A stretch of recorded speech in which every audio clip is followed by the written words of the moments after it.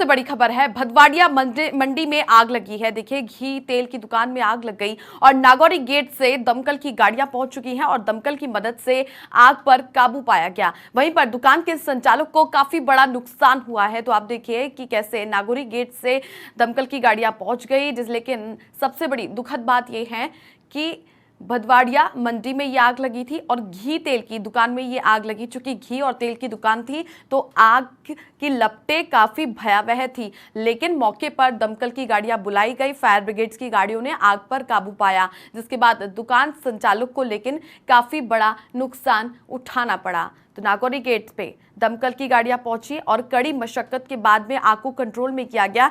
चूंकि घी और तेल की दुकान थी, वो ऑटोमेटिकली स्वरूपी अपने आप में आग को बड़ा रूप दे देती है, जिसको लेकर फायर ब्रिगेड्स की गाड़ियां वहां पर पहुंचती है और कड़ी मशक्कत के बाद में आग को कंट्रोल में किया गया। भूपेंद्र बिश्नोई हमारे सहयोगी जुड़ गए हैं। भूपेंद्र, चूंकि घी और तेल की दुकान थी, इसमें आग लग जाती है, आखिर आग कैसे लगी? जी देखिए, ये भदवाड़िया मंडी है। यहाँ घी तेल की और अन्य दुकानें हैं और एक से दूसरी लगती हुई दुकानें हैं। गनीमत रही कि तुरंत दमकलें मौके पर पहुंच चुकी थी, जिसके चलते आग आगे नहीं फैल सकी, नहीं तो एक बड़ा नुकसान पूरी मंडी में हो सकता था। जैसे ही आग की सूचना मिली, नागौरी गेट से दमकलें पहुंची और उन्होंने जो है आग पर काबू पाने का प्रयास शुरू किया। लेकिन जब तक आग पर काबू पाया जा सका, दुकान संचालक को जो है काफी नुकसान हो चुका था, क्योंकि घी और तेल की दुकान थी। यदि ये आग विकराल हो जाती तो बड़ा नुकसान और होता, लेकिन जब तक आग पर काबू पाया गया तब तक दुकानदार को खासा नुकसान हो गया। आग कैसे लगी और किन कारणों से लगी, ये तो जो फिलहाल जो है जांच का विषय है। लेकिन तारीफ करनी होगी स्थानीय मंडी प्रशासन की कि वो भी तुरंत मौके पर पहुंच गए, दुकान संचालक पहुंच गए और जो है दमकल नजदीकी नागौरी गेट फायर स्टेशन से पहुंच गई और एक बड़ा नुकसान दुकान संचालक को, साथ ही पूरी मंडी प्रशासन को होने से रोक दिया। जी, कोई जनहानि तो नहीं हुई भूपेंद्र? जी देखिए, क्योंकि दमकलें तुरंत मौके पर पहुंच चुकी थी। स्थानीय मंडी के जो गार्ड और सुरक्षा गार्ड होते हैं वो भी तुरंत जो है मौके पर पहुंच चुके थे, जिसके चलते किसी तरह की कोई जनहानि तो नहीं हुई, लेकिन आर्थिक रूप से एक बड़ा नुकसान जो है दुकान संचालक को हुआ है। जी, चलिए, बहुत शुक्रिया भूपेंद्र तमाम जानकारियां साझा करने के लिए। आग लग गई, लेकिन कड़ी मशक्कत से आग पर काबू भी पा लिया गया, लेकिन व्यापारी को काफी बड़ा नुकसान देखना पड़ा।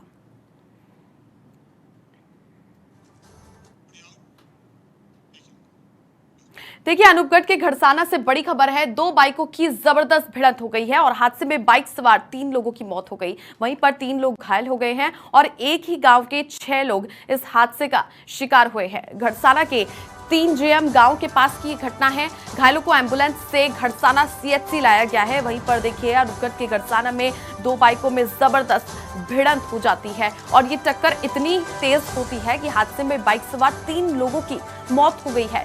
वहीं पर 3 लोग घायल हुए हैं और ये एक ही गांव के 6 लोग बताए जा रहे हैं, जिसमें से 3 लोगों की मौत हो गई और 3 लोग घायल हो गए हैं। एक ही गांव के ये तमाम 6 लोग थे। घड़साना के 3 जेएम गांव के पास ये घटना हुई और घायलों को एम्बुलेंस से घड़साना सीएचसी लाया गया। वरिष्ठ सहयोगी रवि जुड़ चुके हैं। रवि, चूंकि 2 बाइकों में जबरदस्त भिड़ंत हो जाती है और टक्कर इतनी तेज थी कि बाइक सवार हादसे में 3 लोगों की मौत हो गई और 3 घायल हो गए।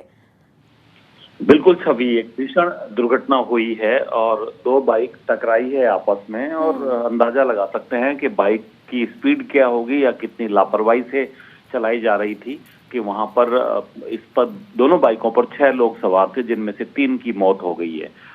अपने आप में दुखद हादसा है। घड़साना के निकट हुआ है ये हादसा और सूचना मिलने के बाद पुलिस ने सभी बाइक सवारों को अस्पताल पहुंचाया, सीएचसी पहुंचाया। 2 की मौत घटनास्थल पर हो गई थी, 1 की मौत सीएचसी पहुंचने पर हुई है और बाकी घायलों का जो है वो इलाज जारी है। तो कुल मिलाकर बिना हेलमेट लगाए, काफी तेज रफ्तार में और नियमों के खिलाफ 3 व्यक्ति एक बाइक पर सवार होकर इस तरह से जा रहे थे। ये भी कहीं न कहीं एक कारण हो सकता है। फिलहाल यहाँ पर जिन परिवारों के घर का चिराग बुझे हैं, वहां पर स्थिति जो है वो खराब है और फिलहाल पुलिस ने इन दोनों बाइक्स को भी मौके से जब्त किया है। तो साथ ही मृतक और घायलों की खैर खबर वहां ली जा रही है। जी चलिए, बहुत शुक्रिया रवि तमाम जानकारियां साझा करने के लिए। तो देखिए, दो बाइकों में जबरदस्त भिड़ंत हो जाती है और ऐसे में बाइक सवार 3 लोगों की मौत हो गई है, वहीं पर 3 लोग घायल हो गए हैं। एक ही गांव के 6 लोग बताए जा रहे हैं, लेकिन लापरवाही से ये दुर्घटना हुई है। अब ऐसे में हेलमेट नहीं लगा रखा था इन तमाम युवकों ने, इसी वजह से ये दुर्घटना का शिकार हुए हैं। ऐसे में हेलमेट होता तो यदि इनकी जान बच सकती थी, लेकिन ये एक प्रकार का मैसेज है कि हेलमेट आप सभी जरूर लगाएं, ट्रैफिक नियमों का पालन करें।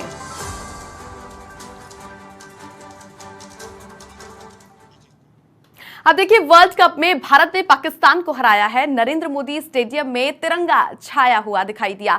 भारतीय टीम ने पाकिस्तान को 8वीं बार रौंदा है और भारत की जीत से दर्शकों में खासा उत्साह देखने को मिला है। देशवासियों ने आतिशबाजी भी की, वहीं पर पाकिस्तान पर जीत के बाद में जश्न का माहौल देखने को मिला है। तो देखिए, कल का दिन भारतीय वासियों के लिए बेहद महत्वपूर्ण था, क्योंकि वर्ल्ड कप में भारत ने पाकिस्तान को 8वीं बार शिकस्त दी है।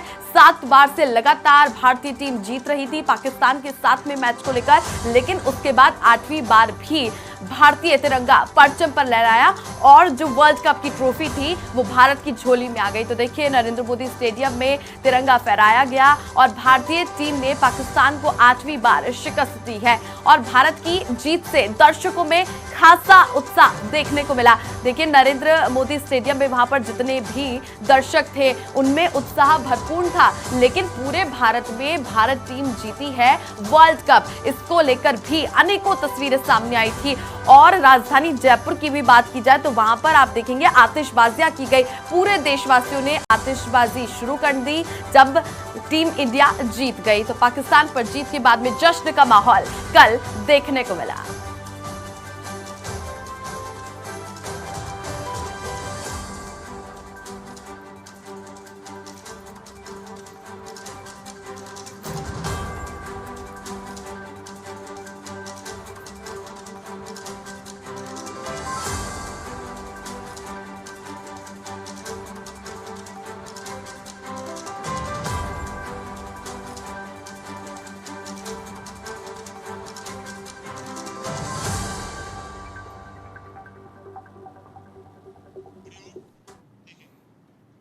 आगामी विधानसभा चुनावों को लेकर कांग्रेस पार्टी जोर शोर से तैयारियों में जुटी हुई है। इसी बीच दिल्ली से लेकर जयपुर तक बैठकों का दौर जारी है, जिसके तहत दिल्ली में कांग्रेस स्क्रीनिंग कमेटी की बैठक है और इस बैठक में कांग्रेस के कद्दावर नेता शामिल हो रहे हैं। वहीं पर सूबे के मुखिया सीएम अशोक गहलोत भी इस बैठक में शामिल होने के लिए दिल्ली पहुंचे। इसी दौरान पीसीसी चीफ गोविंद सिंह डोटासरा भी उनके साथ थे। आपको बता दें कि बैठक में कांग्रेस की पहली लिस्ट के समेत अन्य मुद्दों पर भी मंथन हो रहा है और इसी मौके पर प्रभारी रंधावा, सचिन पायलट समेत कई नेता मौजूद रहे। वहीं पर अब 17 अक्टूबर को सीसी की बैठक होगी और इधर दिल्ली में चल रहे सियासी मंथन पर प्रत्याशियों की नजर बनी हुई है। तो देखिए, लगातार राजस्थान से लेकर दिल्ली में हलचलें बढ़ती हुई दिखाई दे रही है कांग्रेस पार्टी की इन बैठकों को लेकर और दिल्ली के सियासी मंथन पर तमाम प्रत्याशियों की नजर है। प्रत्याशियों की नजर बननी इसलिए भी जरूरी है क्योंकि अब सभी के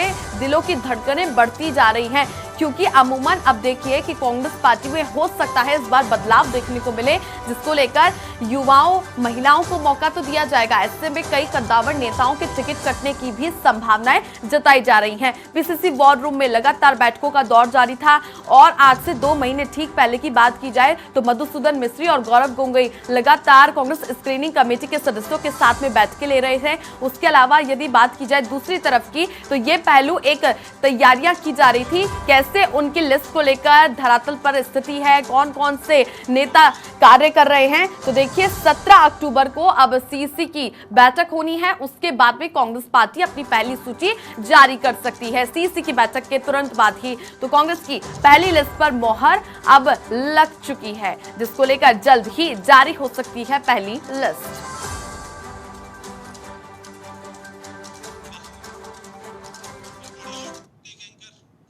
देखिए, जयपुर के गणपति प्लाजा स्थित रायरा सेफ्टी वॉलेट्स लॉकर्स में छानबीन के लिए इनकम टैक्स के अधिकारी मौके पर पहुंचे, जहां पर उन्होंने रायरा सेफ्टी वॉलेट्स के कर्मचारियों से पूछताछ की है।